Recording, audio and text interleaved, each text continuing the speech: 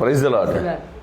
అతి శ్రేష్ఠుడు, అత్యున్నత సింహాసనాసీనుడు, మన రక్షకుడు, ప్రియ ప్రభు అయినటువంటి యేసు క్రీస్తులు వారి శ్రేష్టమైన పరిశుద్ధ నామంలో దేవునిచే ప్రేమింపబడి ఆయన కౌగిట్లో భద్రపరచబడి దేవుని కృప కనికరపు కాబ్దల కార్యములను బట్టి నాకు అనుగ్రహింపబడినటువంటి ప్రియ స్నేహితులారా, బాగున్నారా?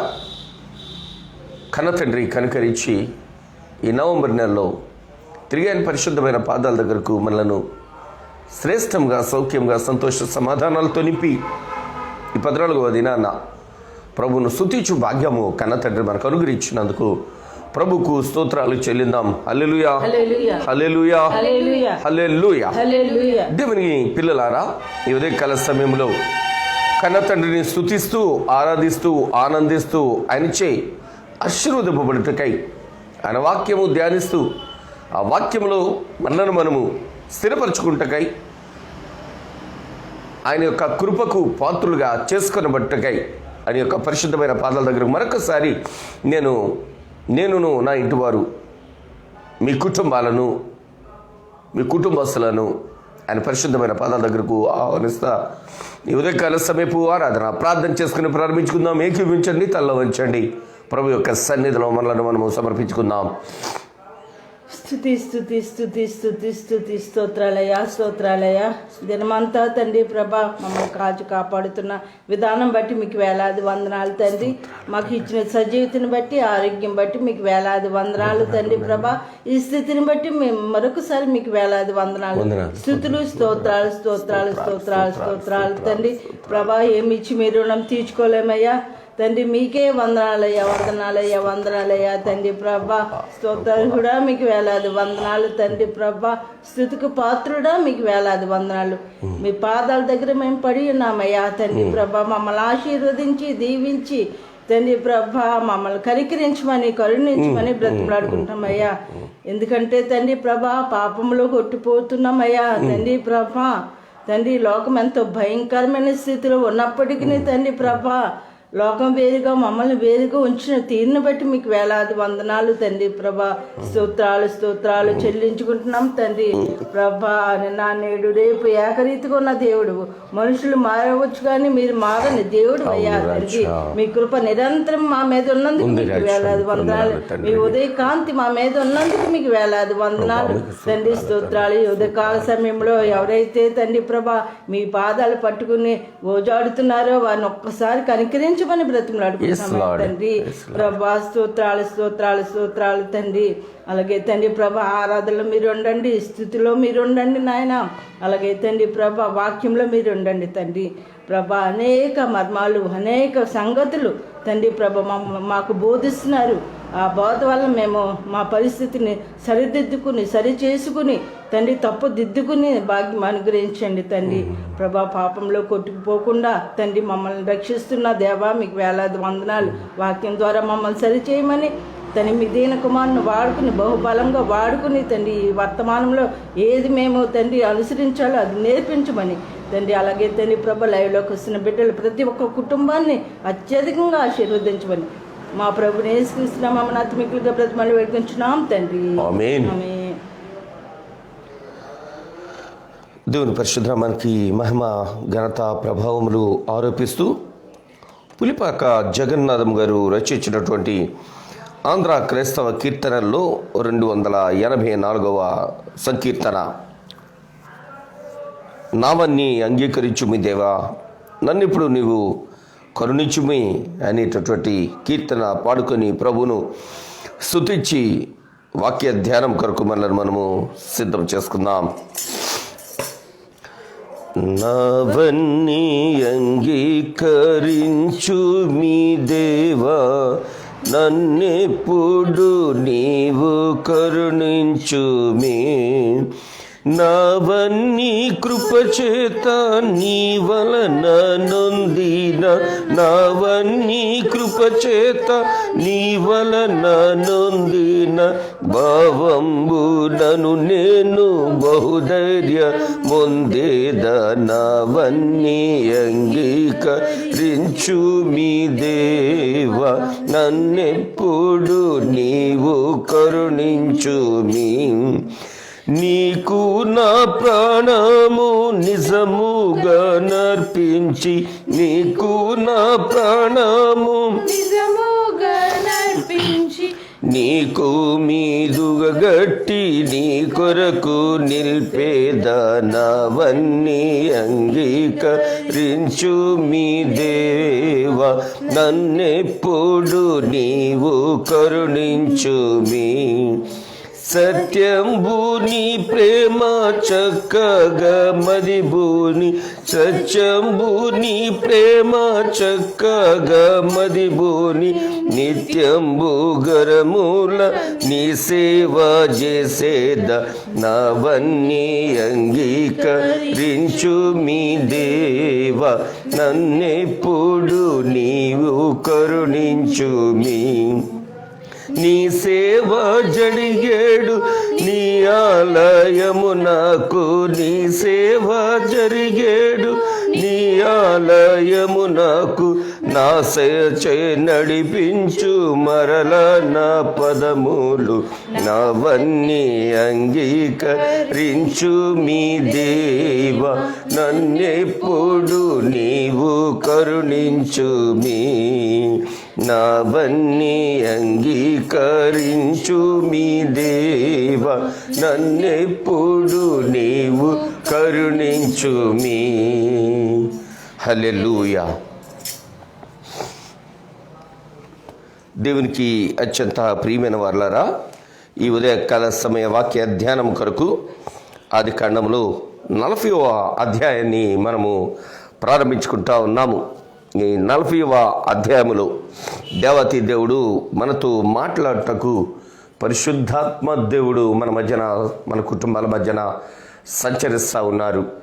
సమస్యలు, చెరలు, కన్నీటిమయమైనటువంటి పరిస్థితిలో కనుచూపు మేర కన్నవారు కానీ కలిగిన వారు కానీ కనిపించని స్థితిలో దేవతీ దేవుడు యోసేపు గారిని దర్శిస్తూ బలపరుస్తూ ఆయన ఎడల తన చిత్తాన్ని, తన దయను, కృపను వెల్లడిపరుస్తూ ఎక్కడ చెరలో ఉన్నాడో, ఏ మనుష్యుల మధ్య బానిసగా అయితే వచ్చారో ఆ మనుష్యుల మధ్యనే, ఆ మనుష్యుల చేతనే కనికరము పొందినటువంటి వ్యక్తిగా యోసేపు గారు 39వ అధ్యాయపు చివరిలో మనకు అగుపించారు.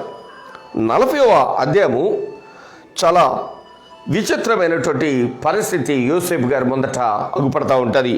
చూద్దామా? అటు పిమ్మట ఐగుప్తు రాజు యొక్క పానదాయకుడును భక్ష్యకారుడును తమ ప్రభు అయిన ఐగుప్తు రాజు ఎడల తప్పు చేసిరి గనుక ఫరో పానదాయకుల అధిపతియు భక్ష్యకారుల అధిపతియునైనా తన ఇద్దరి ఉద్యోగస్తుల మీద కోపపడి వారిని చెరసాలలో నుంచుటకై రాజ సంరక్షక సేనాధిపతికి అప్పగించాను. దేవుని పిల్లలారా, ఈ ఉదయకాల సమయపు ఈ వాక్య ధ్యానము ఓ విచిత్రమైనటువంటి సన్నివేశంతో ఆరంభం కనబడతా ఉంది. ఐగుప్తును పరిపాలించే ఫరో లేక రాజు, ఆ రాజు గారి విందు దగ్గర, భోజనపు బల్ల దగ్గర ఆహారమును సిద్ధపరిచేటటువంటి వ్యక్తులైనటువంటి పానదాయకుడు, భక్ష్యకారుడు ఒకరు ఆయనకు ద్రాక్ష రసము అందించేటివారు లేక పానీయాలు అందించేటివారు, మరొకరు ఆయనకు భోజ్యములు, ఆహార పదార్థములు అందించేవారు. అట్టి ఇద్దరూ కూడా ఆయన ఎడల తప్పు చేసిరి అని మొదటి వచనం మనకు కనబడతా ఉంది. ఎవరి ఎడల ఎవరు తప్పు చేశారు అంటే, ఏ వ్యక్తికి వీరు ఆహారము పానీయము సిద్ధపరిచి అందించాలో, ఏ అధిపతికి ఇష్టమైనటువంటి భోజ్యములను ఆహార పదార్థములు అందించాలో, ఆ అధికారికి లేక ఆ రాజుకు, ఆ ఫరోకు కోపం వచ్చే రీతిలో వీళ్ళు తప్పైనటువంటి స్థితి కలిగి ఉన్నారు. నేనంటాను, అది ఇట్లా ఉండుంటుంది. ఆ రాజుగారికి తీయని ద్రాక్షారసము ఇష్టం అనుకోండి, ఆ రోజు ఆ పానము అందించేటటువంటి వ్యక్తి పుల్లటి ద్రాక్షారసం ఇచ్చి ఉండొచ్చు. లేక ఆ రాజుగారికి మంచి ఆహారము సిద్ధపరచాల్సినటువంటి వ్యక్తి ఒకవేళ ఆయనకు నచ్చని భోజనము ఆ బల్ల మీద పెట్టుండొచ్చు. ఆ రెండూ కూడా ఒక దినాన్ని జరిగాయి. రాజుగారికి మిగులు కోపం వచ్చింది, చాలా కోపం వచ్చింది. ఏం చేశారు అంటే, వారిద్దరి మీద కోపపడి వారిద్దరినీ కూడా చెరసాలలో ఉంచడానికి రాజ సంరక్షక సేనాధిపతికి అప్పగించెను అని మనం చూస్తుంటున్నాం. ఎవరికి అప్పగించారు అనేటటువంటి ప్రశ్న మరొకసారి మనం ఆలోచిస్తూ ఉంటే, రాజ సంరక్షక సేనాధిపతి, అతని పేరు మనం గతంలో జ్ఞాపకం చేసుకున్నాం. 39వ అధ్యాయపు ప్రారంభపు వచనంలో అతని పేరు పోతీఫరస్. సో దేవుని పిల్లలారా, శిక్షించుటకు పోతీఫరుకు ఆ ఫరో ఆ ఎంట ఉన్నటువంటి ఆ సేవకులనిద్దరినీ కోపము కంట్రోల్ చేసుకోలేక పోతీఫరుకు అప్పగించారు. మరి పోతీఫర్ ఏం చేశారు చూద్దామా? అది యోసేపు బంధింపబడిన స్థలము. వారిని చెరసాలలో నుండుటకై రాజ సంరక్షక సేనాధిపతికి అప్పగిస్తే, ఆ సేనాధిపతి వారిని తీసుకుని వచ్చి ఎక్కడ పెట్టారు అంటే, యోసేపు ఎక్కడైతే బంధింపబడి ఉన్నాడో ఆ స్థలానికి ఆ ఇద్దరు వ్యక్తులు రావడం జరిగింది. కొన్ని మార్లు చాలా విచిత్రమైనటువంటి సన్నివేశాలు మన జీవితాల్లో చూస్తూ ఉంటాం. ఒక విషయంలో మనము ఇబ్బంది పడుతూ ఎవరిని కలవాలా, ఎవరిని కలిస్తే ఈ కార్యము జరుగుద్దా అని మనం తలస్తూ ఉన్నప్పుడు, అనుకునే రీతిలో మనకు ఎవరు సహాయం చేస్తే ఆ పని చక్కగా జరుగుద్దో ఆ వ్యక్తులనే మన దగ్గరికి పంపిస్తూ ఉంటారు దేవాతి దేవుడు. ఎవరైతే ఆ పనికి సమర్థత కలిగిన వారు, సహాయము చేయడానికి చక్కనైనటువంటి ఆలోచన కలిగిన వారు, వారినే మన దగ్గరకు పంపిస్తూ ఉంటారు. ఒకసారి నా జీవితంలో జరిగినటువంటి ఎక్స్పీరియన్స్ చెప్తాను. నా భార్య ప్రెగ్నెంట్గా ఉన్నటువంటి దినాలు. సో 2000 సంవత్సరం అది. మేము హాస్పిటల్కి వెళతా ఉన్నాము. ఒక ఆయన మేము హాస్పిటల్కి వెళ్ళడానికి కారు ఎక్కడానికి సిద్ధంగా ఉన్నాము.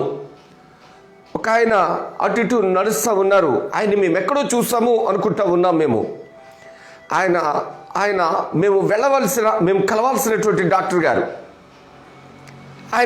ఆయనే మమ్మల్ని చూచి బాగున్నారా అని పలకరించారు. ఆశ్చర్యం అనిపించింది, సంతోషం కూడా అనిపించింది. ఆయన పలకరించగానే మేము ఆనందించి మాతో పాటు రండి సార్, కారు ఎక్కండి సార్ అన్నాం మేము. ఆయన మాతో పాటు కారు ఎక్కారు. ఆయన దగ్గర అపాయింట్మెంట్ తీసుకుంటే తీసుకుంటే మార్నింగ్ బై 6-7 ఆ టైంలో అపాయింట్మెంట్ తీసుకుంటే ఈవినింగ్ ఆఫ్టర్ 8 ఆయన దగ్గర ఇంటర్వ్యూ దొరుకుతుంది. అట్లాంటి డాక్టర్ గారు మాతో కలిసి కారులో ప్రయాణం చేయడం, మేము వెళ్ళిన వెంటనే ఆయనే హాస్పిటల్ రూమ్కు కూడా తీసుకెళ్ళిపోయారు. ఈవెన్ అపాయింట్మెంట్ లేదు, ఏమీ లేదు, కూడా తీసుకెళ్ళిపోయి స్కానింగ్స్ అన్నీ చేసేసి టెస్టులు చేసేసి వాడు మమ్మల్ని పంపిస్తుంటే అక్కడ కూర్చున్నటువంటి వారు అంటూ ఉన్నారు, చాలామంది మాట్లాడుతూ ఉన్నారు, డాక్టర్ గారు తాలూకు అనుకుంటా, వాళ్ళకి ఇంకేముంది అడ్డు, వాళ్ళు ఎప్పుడు వచ్చినా అట్లాగే జరుగుతుంది, మనం ఎప్పుడో వచ్చి కూర్చుని అపాయింట్మెంట్ తీసుకున్నాం, ఇప్పుడు డాక్టర్ గారితో వచ్చారు, లోన్కి వెళ్ళారు, వెంటనే వెళ్ళిపోతున్నారని వాళ్ళు మాట్లాడుకుంటూ ఉన్నారు. సంతోషం అనిపించింది. ఒక్కొక్క మారు మన జీవితాల్లో అనుకోని సంఘటనలు అట్లాగనే తటస్థిస్తూ ఉంటాయి. దేవునికి అత్యంత ప్రియమైన వారలారా, మనము మన పరిస్థితి, మన స్థితి దేవుడు గమనిస్తూ ఉన్నాడు, చూస్తూ ఉంటాడు. ఆయన చూచి సమయానికి సమయోచితముగా ఆయన సమస్యని సమకూర్చి ఆశీర్వాదకరంగా మారుస్తారు. ఇక్కడ కూడా ఫరో ఇంట ఉండాల్సినటువంటి వ్యక్తి, ఫరో డైనింగ్ టేబుల్ దగ్గర పనిచేయాల్సినటువంటి వ్యక్తులు ఇద్దరు కూడా ఒక్కరోజే తప్పు చేయడం ఏంటి? ఆ తప్పు చేసినటువంటి వారు పొతిఫరస్ చేతికి అప్పగింపబడ్డం ఏంటి? పొతిఫరస్ తీసుకుని వచ్చి వారిని చిన్నగా యోసేపు ఎక్కడున్నాడో అదే జైలుకు తీసుకొచ్చి పెట్టడం ఏంటి? అంత యాదృచ్ఛితకు అనుకుంటాం మనం, కానీ దేవుని చిత్తం అని నేను చెప్పడానికి ఇష్టపడతా ఉన్నాను. నేను దేవుని చిత్తం లేనిదే ఏ కార్యము కూడా దేవుని బిడ్డల ఎడల జరుగుటకు దేవుడు పర్మిషన్ ఇవ్వరు. మీకు అర్థమవడానికి చిన్న సంఘటన బైబిల్లో నుంచి నేను జ్ఞాపకం చేయడానికి ఇష్టపడతా ఉన్నాను.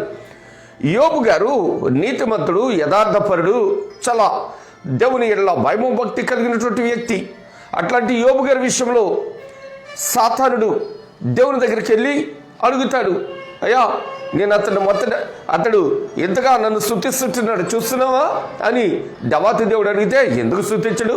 అతని కుటుంబం చుట్టూ మీరిచ్చిన కంచెను బట్టి కదా అతడు స్తుతిస్తున్నాడు అంటాడు సాతానుడు, అపవాది. దేవాతి దేవుడు అంటారు, అయితే నీవు అతడుకున్న సమస్తాన్ని నీవు నీ ఇష్టం వచ్చినట్లు చేయి, అయినా అతడు నన్ను విడిచిపెట్టడు అంటారు దేవాతి దేవుడు.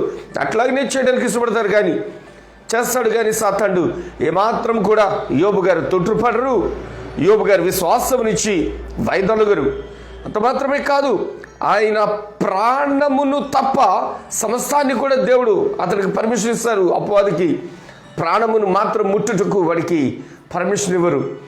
దేవుని పిల్లలారా, మన ఎడల దేవుని చిత్తము జరిగించుటకై సమస్త విషయాల్లోనూ కూడా దేవుడు ప్రణాళికను సిద్ధపరిచి మనము సహించగలిగినంత మాత్రమే అందుట్లో కూడా ఆయన కనికరము చూపించి ఒక సాక్షిగానో లేక ఒక ఉన్నతమైన పరిస్థితికో దేవుడు నడిపించడానికి మనలను ఆ మార్గము గుండా నడిపిస్తూ ఉంటారు. పొతిఫరస్ ఇంట యోసేపు గారు ఉంటే ఎప్పటికీ కూడా పొతిఫరస్ ఇంట నాయకత్వంతో మాత్రమే ఉండేటివాడు. కానీ పొతిఫరస్ ఇంట నుంచి జైలుకు రావడం, జైలులో ఉన్నటువంటి యోసేపు గారి దగ్గరకు ఆ యొక్క దేశపు ఫరో యొక్క గృహములో ఆ డైనింగ్ టేబుల్ దగ్గర వర్క్ చేసేటటువంటి వ్యక్తులు, డైనింగ్ టేబుల్ దగ్గర ఆయనకు అన్నిటినీ కూడా సమకూర్చి వడ్డించేటటువంటి వ్యక్తులు శిక్షకు గురై యోసేపు గారి దగ్గరకు రావడం విచిత్రంగా అనిపించట్లా? ఇది దేవుని ప్రణాళిక అంట. నేను చూద్దాం, వాక్యంలోకి వద్దాం. 4వ వచనం దగ్గర నుంచి చూస్తుంటున్నప్పుడు, ఆ సేనాధిపతి వారిని యోసేపు వశము చేయగా అతడు వారికి ఉపచారము చేశాను. దేవుని పిల్లారా, ఎవరు ఆ సేనాధిపతి అని మనం ఆలోచిస్తూ ఉంటే పొతిఫరస్ అనుకున్నాం. పొతిఫరస్ ఎవరిని అప్పగిస్తున్నాడు? ఫరో ఇంట వర్క్ చేసేటటువంటి వర్కర్స్ని తీసుకొచ్చి తన ఇంట బానిసత్వం చేసినటువంటి వ్యక్తికి అప్పగిస్తూ ఉన్నాడు. దీని పిల్లలు ఆలోచించండి, అంతకు ముందటే యోసేపు మీద మిక్కిలి కోపం వచ్చింది, యోసేపు మీద కసి వచ్చింది. నా భార్యను ఎగతాళి చేస్తావా, నా భార్య మీదకి ఇంతటి అగత్యానికి ఒడిగడతావా అనేటటువంటి ఆలోచన కలిగినటువంటి పొతిఫర్, ఇతడిని జైలుకు పంపించినటువంటి పొతిఫర్ క్షణంలో మార్పు చెందినవాడై అతడి చేతికి అప్పగింపబడినటువంటి ఫరో ఇంట పొరపాటు చేసినటువంటి వ్యక్తులను తీసుకుని యోసేపుకి అప్పగిస్తా ఉన్నాడు. ఆలోచిద్దామా? యోసేపు గారి ఎడల ఆయన ఉద్దేశం మారలేదు, కానీ తన ఇంట ఉన్నప్పుడు యోసేపును పూర్తిగా నమ్మాడు పొతిఫరస్. అయితే ఇక్కడికి వచ్చిన తర్వాత అదే నమ్మకాన్ని తిరిగి చూపిస్తూ ఫరో ఇంట పొరపాటు చేసినటువంటి వ్యక్తులను తీసుకొని వచ్చి యోసేపుకు అప్పగిస్తూ ఉంటే యోసేపు ఏం చేస్తుంటున్నాడు? వాళ్ళు మంచి ఉద్యోగస్తులు కదా, వాళ్ళని సన్మానించాలి కదా, వాళ్ళని గౌరవించాలి కదా అన్నట్లుగా వారికి యోసేపు గారు ఉపచారం చేస్తూ ఉన్నారు. దేవుని పిల్లలారా, చాలా మార్లు మనము మిగిలిన వ్యక్తులను గౌరవించాం. ఒకవేళ నేను దాన్ని ఎలాగంటాను, నేను ఏ తప్పు చేయకుండా జైలుకు వచ్చాను, వీళ్ళు తప్పు చేసి జైలుకు వచ్చారు కాబట్టి వాళ్ళని చులకనగా చూడాలి అని మానవ నైజం ఉంటుంది. యూసెఫ్ గారు అట్లా చూడట్లేదు. వారు ఫరో గారికి గిన్నె అందించేవారు, మరొకరు ఆహారాన్ని అందించేవారు. వీళ్ళని నేను గౌరవించాలి. వీళ్ళు చాలా ఉన్నతమైనటువంటి వ్యక్తులు, వారు ఉన్నతమైన పరిస్థితి కలిగినటువంటి వ్యక్తులు. తప్పు చేసి వచ్చినా, పొరపాటు చేసి వచ్చినా, ఒకవేళ పొరపాటు చేయకుండా నావలే ఒకవేళ వాళ్ళు కూడా శిక్షింపబడ్డారేమో అన్నట్లుగా భావించినటువంటి యోసేపు గారు వారిని ఏమాత్రము నిర్లక్ష్యంగా చూడట్లేదు. కానీ వారికి ఉపచారం చేస్తూ, సన్మానిస్తూ, గౌరవంగా మాట్లాడుతూ వారి యొక్క గౌరవాన్ని కాపాడుతున్నటువంటి వ్యక్తిగా ఈ వచనంలో మనం చూస్తూ ఉన్నాము. దేవుని పిల్లరా, చాలా మార్లు మన జీవితాల్లో మరొకరిని చులకనగా మాట్లాడడం, తప్పుగా మాట్లాడడం, తక్కువగా మాట్లాడడం అలవాటైపోతూ ఉంటుంది. మీకు అర్థమవడానికి చిన్న ఇలిస్ట్రేషన్ చెప్తాను. ఇద్దరు తాగుబోతులు బయట మాట్లాడుకుంటూ, ఒక తాగుబోతు మరో తాగుబోతుని తిరుగుతుంటున్నాడు. ఏమని? రే, బుద్ధి లేదురా, తెచ్చిన డబ్బంతా ఇలా తాగేస్తావా? బుద్ధుందా? కుటుంబం ఏమైపోద్ది అంటే ఆ తిట్లు తిట్టున్న వ్యక్తి, నేను మొత్తం తాగిట్లా 30 రూపాయలు ఇచ్చాను, 100 రూపాయలు ఇస్తే ఇంట్లో 70 రూపాయలు తాగుతున్నానంటే బుద్ధి ఉండాలిరా. అదే పని 30 ఇస్తే సంసారం ఏం చేస్తుంది? నేను చూడు 40 రూపాయలు ఇచ్చి 60 రూపాయలు తాగుతున్నా అని చెప్తుంటున్నాడు. నేను అంటాను, ఎవరు చేసినా ఒకడు వాడి తప్పును సమర్థించుకుంటున్నట్లుగా, ఎవరు చేస్తుంటేనా వాడి తప్పును వాళ్ళు సమర్థించుకుంటూ మరొకరిని ఏదో చులకనగా మాట్లాడుతుంటున్నట్లుగా భావన కనబడుతూ ఉంటుంది. ఇక్కడ యోసేపు గారిని మనం చూస్తూ ఉంటే, యోసేపు గారు మరొకరిని తప్పు చేసి వచ్చినా, లేకుంటే అనుకున్న రీతిలో వచ్చినా కానీ వారిని గౌరవిస్తూ, వారికి ఉన్నటువంటి హోదాను బట్టి సన్మానించేటటువంటి మంచి మనసు కలిగిన వ్యక్తిగా యోసేపు గారిని మనం ఇక్కడ చూస్తుంటున్నాం. ఆయన ఉపచారం చేస్తుంటున్నారు. ఉపచారం చేస్తూ ఉంటే వారు కొన్ని దినములు కావలలో నుండిన తరువాత వారిద్దరూ, అనగా చెరసాలలో బంధింపబడిన ఐగుప్తు రాజు యొక్క పానదాయకుడును భక్ష్యకరుడును ఒక్కటే రాత్రి యందు కలలు కనిరి, ఒక్కొక్కడు వేరు వేరు భావముల కళ కనెను. ఏ గూటి పక్షులు ఆ గూటికి చేరతాయి అన్న రీతిగా యోసేపు గారికి కళలు అనుభవం ఉంది కదా, ఈయన దగ్గరికి వచ్చిన కూడా కళల అనుభవంలోనికి వస్తుంటున్నారు. నేనంటా ఉన్నాను ఈ ఉదయకాల సమయంలో, ఏ గూటి పక్షులు ఆ గూటికి చెందడం కాదు. ఈయన దగ్గరికి వచ్చిన తర్వాత ఈయన యొక్క చరిత్ర, ఈయన యొక్క స్థితి, ఈయన యొక్క లక్షణాలు, ఈయన యొక్క పరిస్థితి, ఈయన యొక్క సమస్యని చూసినప్పుడు ఈయన లక్షణాలు వాళ్ళలోకి వచ్చాయి అంటాను నేను. నానుడు ఉంది కదా, 6 నెలల సహవాసం చేస్తే వారే వీరవుతారు అన్నట్లుగా ఈయన దగ్గరకు వచ్చి ఈయన సాంగత్యములో, ఈయన సహవాసములో వారు ఈయనకులాగా మారారు. ప్రభుకు మహిమ కలుగును గాక. దేవుని పిల్లలారా, అనేక సంవత్సరాలుగా మందిరానికి వెళ్తుంటున్నాం. మనం మన తోటి వారిని ఎంతమందిని మన సాంగత్యములో మార్చగలిగాం? మనం వారికి మోరల్గా నిలవగలిగాం? యోసేపు దగ్గరకు వచ్చినటువంటి వారు, యోసేపు గారు ఒక దినాన్ని కలగని ఇట్టి సమస్యల్లోనికి నెట్టబడినటువంటి వ్యక్తిగా కనబడతా ఉంటే, యోసేపు గారి దగ్గరకు వచ్చినటువంటి వారు కూడా కళలు కనినటువంటి అనుభవంలోనికి వస్తుంటున్నారు. యోసేపు గారు పుట్టుకే కళలు కనేటటువంటి వ్యక్తి ఇంట పుట్టినటువంటి భావన మనం చూస్తూ ఉంటాం. ఒకటి మనం చూస్తూ ఉంటే, యోసేపు గారి తండ్రి అయినటువంటి యాకోబు గారు తండ్రి దగ్గర నుంచి పోతుంటున్నప్పుడు, తండ్రి దగ్గర నుంచి పారిపోతుంటున్నప్పుడు బేతేలులో కలగలిగినటువంటి అనుభవం, దర్శనం చూసినటువంటి అనుభవం ఆయన జీవితంలో మనం చూచాం. అంత మాత్రమే కాకుండా గొర్రెలు చూలు కట్టు సమయంలో ఆయన చూసినటువంటి దర్శనాన్ని చూచాం. అంత మాత్రమే కాకుండా చక్కగా యబ్బోకు రేవు దగ్గర దేవునితో పెనుగులాడిన అనుభవాన్ని మనం చూచాం. అట్లాంటి ఇంట పుట్టినటువంటి యోసేపు ఆయన కూడా కళ్ళు కన్నారు.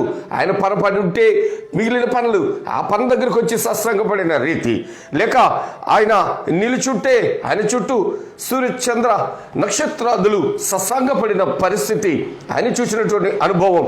చెరలో వరకు దోడుకుని వస్తే చెరలోకి వచ్చిన తర్వాత చెర పట్టబడినటువంటి మరో ఇద్దరు ఆయన సాంగత్యములో, ఆయన సముఖంలో, ఆయన అనుభవాల దగ్గర ఏమి నేర్చుకున్నారు అంటే ఆయనకు మళ్ళీ కలలు కన్నం నేర్చుకున్నారు. కలలు కని వారిద్దరూ కూడా ఒక్క రాత్రి వారిద్దరూ కూడా ఒకే బాంబు వచ్చే రీతిలో కలలు కనినటువంటి స్థితిని మనం చూస్తా ఉన్నాం.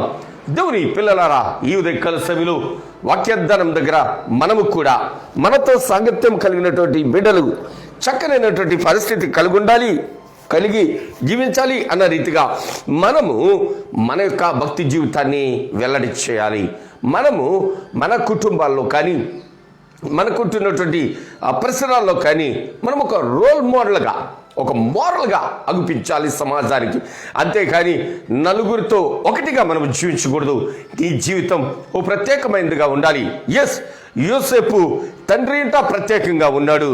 తోబుట్టువుల దగ్గర కూడా ఏమాత్రం చెడు సాంగత్యం చేయకుండా వారు చేస్తున్నటువంటి చెడును తండ్రికి వార్త తెచ్చేటటువంటి కుమారుడిగా కనిపించాడు.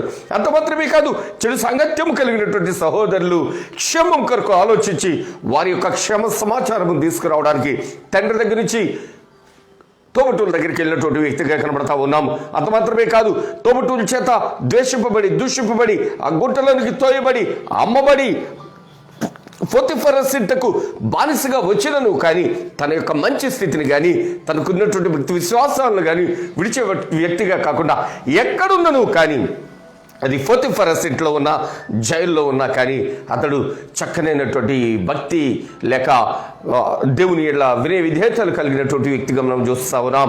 అంత మాత్రమే కాకుండా అతడితో ఎవరైతే ఫ్రెండ్షిప్ చేస్తుంటున్నారో, అతడితో ఎవరైతే కలిసి ఉంటున్నారో వారి జీవితాలు కూడా ప్రభావితం చేసినటువంటి వ్యక్తిగా మార్పు చెందడానికి వారి జీవితాలకు చక్కనైనటువంటి మార్గదర్శకుడిగా అతడు అగుపడతా ఉన్నాడు. నిరంటున్నాను ఈ ఉదయకాల సమయంలో, నీవు నీ ఇంటిలో మార్గదర్శిగా ఉంటున్నావా? నీవు నీ ఆఫీసులో మార్గదర్శిగా ఉంటున్నావా? నీవు ఉంటున్న పరిసర ప్రాంతాల్లో మార్గదర్శిగా ఉంటున్నావా? నీవు ఉంటున్నటువంటి స్థితిలో, నీవు ఉంటున్నటువంటి పరిస్థితిలో దేవుడు మెచ్చే రీతిలో జీవిస్తుంటున్నావా? ఆలోచించండి దేవుని పిల్లారా. ఈ ఉదయకాల సమయంలో వాక్యం వింటున్నటువంటి మనము మరొకరు ప్రభావితము చేయబడాలి. లోక నానుడు ఎలా ఉంటుందంటే కనుక వారి సాంగత్యం పట్టి మా వాడు చెడిపోయాడండి అంటారు. నేనంటాను, నిజంగా నీ వాడు మంచోడైతే నీ కుమారుడి సాంగత్యము, నీ కుమార్తె సాంగత్యము పట్టినటువంటి మరొకరు ఎందుకు బాగుపడట్లేదు? యోసేపు సాంగత్యం చేసినటువంటి ఆ పోతిఫర్ ఇంటిలో వర్క్ చేస్తున్నటువంటి వర్కర్స్, ఈయన ప్రభావం వారి మీద పడి వారు కూడా కలలు కనే స్థితిలోకి వచ్చారు. మరి నీ బిడ్డలు, నీ ప్రభావం నీ ఇంట్లో ఉంటే నీ బిడ్డలు ఎట్లా ఉంటున్నారు? నీ ఇంట్లో పరిస్థితి ఎట్లుంటుంది? నీ పరిసరాల్లో పరిస్థితి ఎట్లుంటుంది? నీ ఫ్రెండ్స్ దగ్గర నువ్వు ఎట్లా ఉంటున్నావు? నువ్వు ఉంటున్న ఆఫీసులో కానీ, నువ్వు చేస్తుంటున్న వర్క్లో కానీ నీ జీవితం ఎట్లా ఉంటుంది? ప్రశ్నించుకో, సరి చేసుకో, నీ జీవితాన్ని వాక్యములు స్థిరపరచుకో. యోసేపులాగా మోరల్గా ఉండాలి. కానీ ఎలా పడితే అలాగా రెల్లులాగా వంగిపోయేటటువంటి తత్వం మన జీవితాల్లో ఉండకూడదు. ఎలా పడితే అలాగా తిరిగిపోయేటటువంటి మనస్తత్వం కలిగినటువంటి వ్యక్తులుగా మనం జీవించకూడదు. అట్టిగా స్థిరమైనటువంటి విశ్వాసములు, స్థిరమైనటువంటి భక్తిలో, దేవుడు మెచ్చే రీతిలో ఎవరైతే చెరకు పంపించారో అట్లాంటి వ్యక్తే యోసేపు గారిని గుర్తించి ఆయన దగ్గరకు తీసుకొని వచ్చి వారిని అప్పగించిన రీతిలో మన జీవితాలు కూడా నమ్మకంగా, పవిత్రంగా, యథార్థంగా దేవుడు మెచ్చేటటువంటి భక్తి చేద్దాం. అటు కృప పరిశుద్ధాత్మ దేవుడి ఉదయకాల సమయంలో మన కుటుంబాలకు గురించి రీతిలో ప్రార్థన చేద్దాం. ప్రభువా, మేము కూడా సమాజంలో మోరల్గా ఉండాలి, మీ నామానికి మహిమ తెచ్చే రీతిలో ఉండాలి, మీ నామానికి మాత్రమే మా జీవితాలు ఘనత తెచ్చే రీతిలో ఉండాలి. ప్రభువా, మమ్ములను బట్టి మరొకరు మీ నామానికి దూరం కాకూడదు, మీ నామానికి మరికాస్త దగ్గర కావాలి.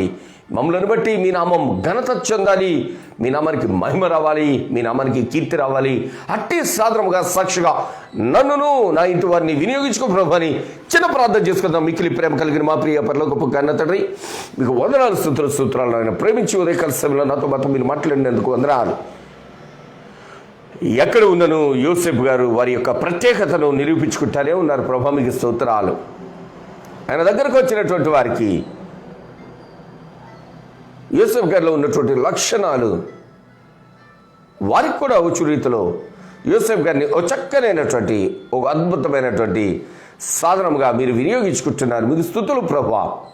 ఈ ఉదయకాల సమయ వాక్య ధ్యానంలో మాతో మాట్లాడిన మా తండ్రి, మేము కూడా మీ లక్షణాలు మేము కలిగి ఆ లక్షణాలు ప్రపంచానికి, ప్రజలకు మోరలుగా చాటువారుగా మమ్మలను స్థిరపరచమని, మీ వాక్యములో బలపరచమని, దృఢపరచమని, మాలో ఉన్నటువంటి మచ్చలు, డాగులు మీ వాక్యం దగ్గర ఉదక స్నానం చేసి ప్రభా నిర్మలమైనటువంటి జీవితం కలిగి ఉండు భాగ్యము ప్రసాదిస్తారని నేనే ఉదయకాల సమయపు వర్తమానాలు ఎంతమంది బిడ్డలైతే లైవ్లోకి వచ్చిన్నారు, మాతో కలిసి మిమ్మల్ని స్తుతిస్తున్నారు, వారిని వారి కుటుంబాలను దర్శించి దీవించి ఆశీర్వదించండి ప్రభా.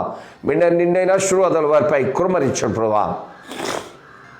అంతమాత్రమే గాక ఈ ఉదయకాల సేవలు ఈ తదుపరి ఈ వర్తమానాలు వీక్షించబోతుంటున్నటువంటి బిడ్డలను వారి కుటుంబాలను మీ కృపగల చేతులకు అప్పగిస్తుంటున్నాము తండ్రి. దైవమా మీకు వందనాలు, స్తుతులు చెల్లిస్తూ ప్రభువా, ఈ ఉదయకాల సమయంలో జన్మదినాలు, వివాహ దినాలు, శుభకార్యములు జరిపించుకుంటున్నటువంటి ప్రతి బిడ్డలను కృపతో జ్ఞాపకం చేసుకుని కరికరిపు కాపుదల, భద్రత, సంరక్షణ వారికి వారి కుటుంబాలకు అనుగ్రహించండి ప్రభా. మీ దివ్యాశీస్సులు, దివ్యాశీర్వాదములు మెండుగా నిండుగా అనుగ్రహించండి రాజా. నైనా మీకు వందనాలు చెల్లిస్తుంటున్నాం ప్రభా, మీ స్తోత్రాలు చెల్లిస్తుంటున్నాం, స్తుతిస్తుంటున్నాము తండ్రి. నా రాజా, ఈ ఉదయకాలంలో